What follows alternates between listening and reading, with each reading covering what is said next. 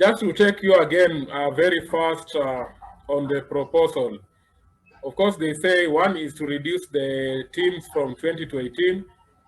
They want to abolish or to scrap the EFL Cup as well as the second Arsenal Cups last season, the Community Shield. And they also, the current one club, one vote principle will be abolished. And it will rule that 14 clubs out of the current 20 needs to agree on policy. The power will be in the 9 clubs that have remained in the Premier League longest. That is Arsenal, Chelsea, Everton, Liverpool, Man United, Man City, Southampton, Tottenham, and West Ham.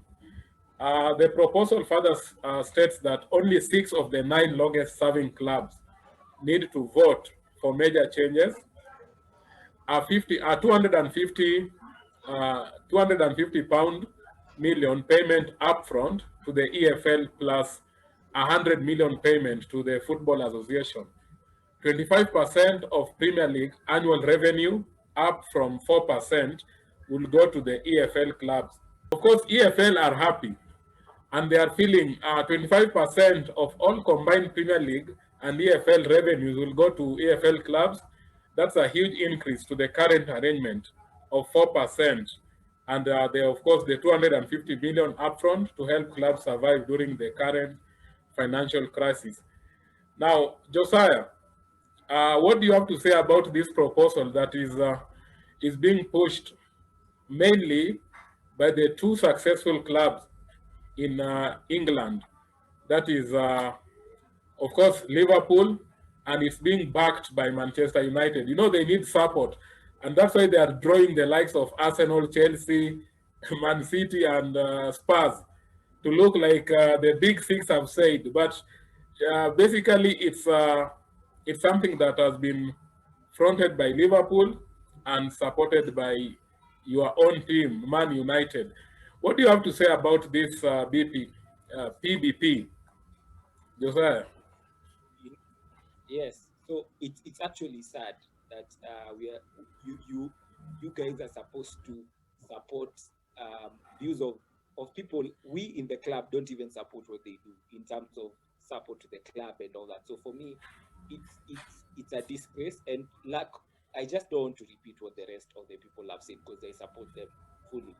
But as a football fan, since everyone EPL clubs are looking at it on what are they gaining, Big Six clubs are looking at it at what are they gaining. Me as a fan, I'm looking at what I'm gaining or losing, and what I'm losing is more because start with having 4 less games for each team.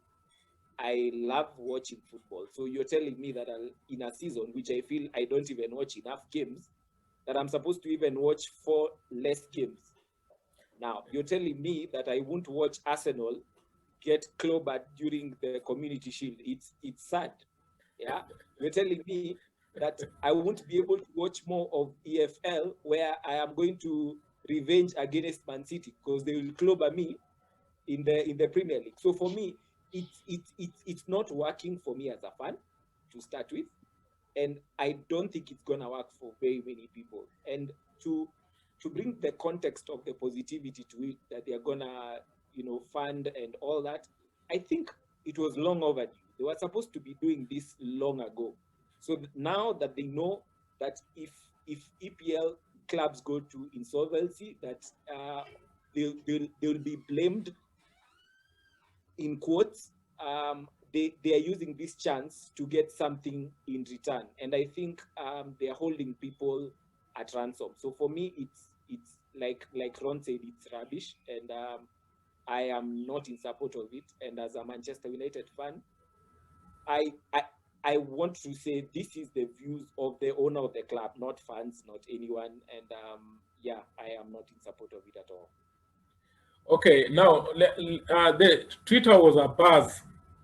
Now we want to see some of the tweets, and of course there was a general concern of an opportunistic power grab. Though there were many to quick point out the potential benefits of the proposals, like Ross Gregory. Ross Gregory tweeted saying, taken a bit of time to weigh up the Telegraph Sports exclusive on Project Big Picture. Plenty to worry about, but lots of potential positives too. Don't just dismiss it out of hand. Should be a starting point for discussion about fixing English football. Devil is in the details.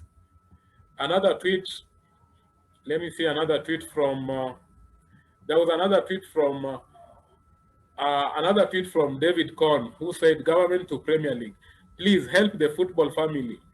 Man United and Liverpool, the Premier League should give 250 million pounds to the EFL now. Then share 25% of our TV deals with the EFL plus 100 million for FA and more for grassroots. Uh, we are surprised and disappointed. That was from David Corn. Now, there was a tweet from Gary Neville, which was nice. And Gary Neville said, uh, correct from David Corn. He said, there are parts of the proposal that requires negotiations, but there is too much good in this plan to dismiss it. Let's get round the table, please. Premier League, EFL, FA, FSF. If it suits 9 PL clubs and maybe 72 EFL clubs, then let's work with the other 11.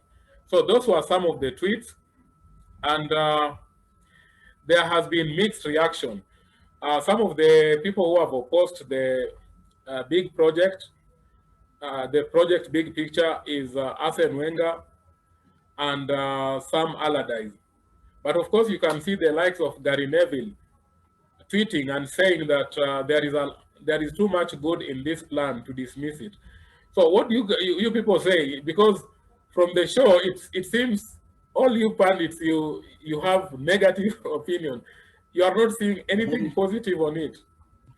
Steve, don't that Gary Neville is an owner of a club, so he speaks from the position of owning a club. Yeah. He's campaigning. And again, yeah, and again, Steve, if you recall a few years back, there was an elite group of clubs, United, Liverpool, Barcelona, Real Madrid, PSG, who are thinking about an elite European competition. And I beg to think that Project Big Picture is looking forward to that.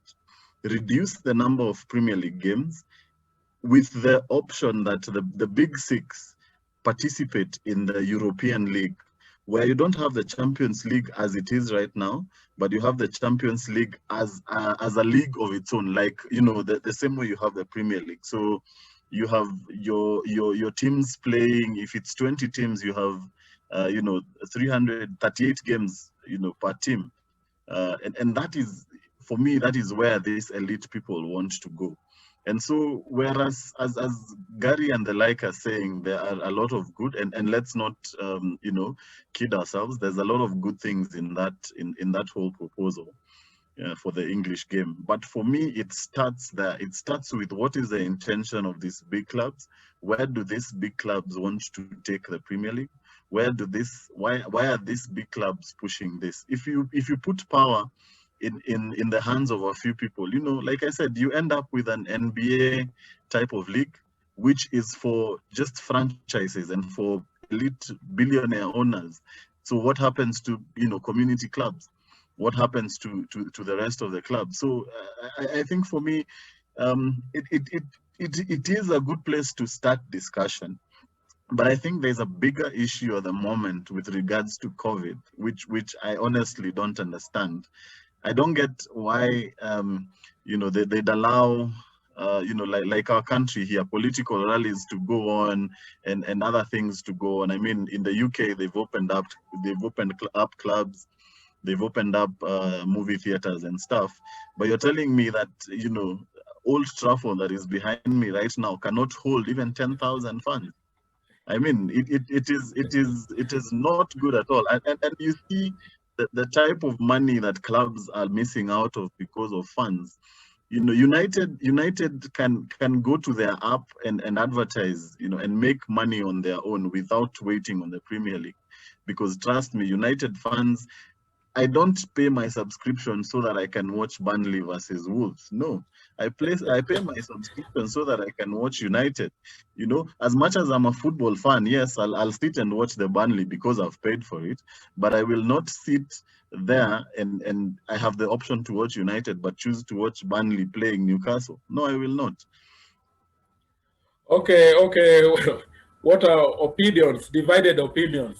It's the talking point anyway. Before we take a commercial break, I want to welcome Ndolo to the show. Ndolo, party time. How are you? Now, I'm okay, Steve. Yeah, maybe we let's get opinion from Ndolo about this the project big picture. It has been the talking point. We'll get it from Ndolo, then we'll take a commercial break, and when we come back, we'll be talking dissecting about the match day 5 of the EPL. So Ndolo, what's your take on the project big picture?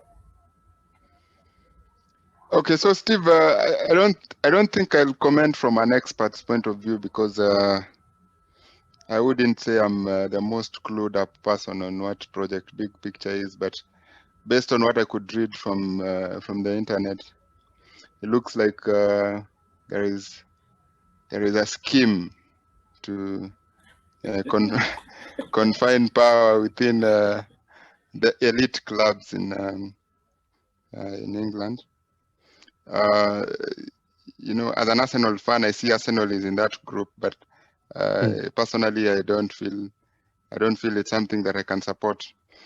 And the reason I don't feel it's something that I can support, based on the information that I have, it looks like maybe 6 to 9 clubs will have controlling stake in terms of decision making in the English Premier League. And is it the veto power? Yeah, if you may call it that. And if you look at it, the smaller clubs, I was surprised to see, some of the smaller clubs like Manchester United in that top. Anyway, back to being serious. I mean, the smaller clubs should also have a say in terms of the decisions that are being made, especially decisions that pertain to them, and confining that to the so-called elite teams. I don't think that is right. In a way, I'm a person who believes in democracy, so I don't think that resembles democracy in any way. It looks like what Kenya is about, 20% controlling 80%, and 80% having no say or little say. So in that sense, I don't support it. I've seen some thoughts around it having some good implications financially for the smaller teams. Unless you guys educate me on that, I don't know how it's going to work. But to have power being controlled by a few teams, I don't think that is right. So I think every team should have a say, and this is also in the interest of football, to ensure that actually we can run football in a sustainable and perhaps a more democratic way. We need every other small team to contribute, especially to decision making. So for me, that project, based on the information that I have, I mean, someone else could persuade me otherwise, but at this point in time, I don't think it's something that I would support. The good thing about this whole thing, too, the good thing is that for this project to come into being, they need support from 14 out of the 20 clubs, which they are not getting. Steve, Steve. Yes. Yeah, I just want to summarize this project in just a few, like in a small narrative. Because imagine this, before we even go far, these clubs have been beaten 6 and 7 respectively. So they can't think for us much. Okay, forgive that one. But okay, into perspective, we are in a community, and in our community we have the richer, yeah, and the poorer. So these guys that are staying in probably apartments, mansions, they hear that the neighbors down in the slums are almost dying of hunger and so on. So everyone is calling on them to help. They say, then they sit down, then they say, okay, we can help. But these are the terms. We are going to give you money, but there's a beautiful daughter of yours we have to marry her. Yeah. Then they are also telling them, you have to stop working. Yeah, you have to stop working, only receive our money. Because if you tell the clubs down in the EFL and beyond, down to Blue Square and so on, to the lower leagues and non-league football, they play in the League Cup. They get money from the League Cup. Yeah. If they get a replay against Manchester United or Chelsea or Arsenal or any big team, they are so happy. They celebrate it like they've won a semi-final or a quarter-final because more money is going to come in. So you're telling these people in the slums, only receive our money, don't work. This is the condition of helping. If they want to help, they go ahead, devise means of helping, but not through an underhand tactics. That is not good. That is the summary. Okay. What a show. Ron has just alluded that this thing has been brought to divert attention from the headlines after the big teams lost with cricket scores. This is the first part. We are going to come back shortly, and we are going to divert more on the upcoming fixtures, match day 5. This is the EPL Fan Base Show. Stay tuned.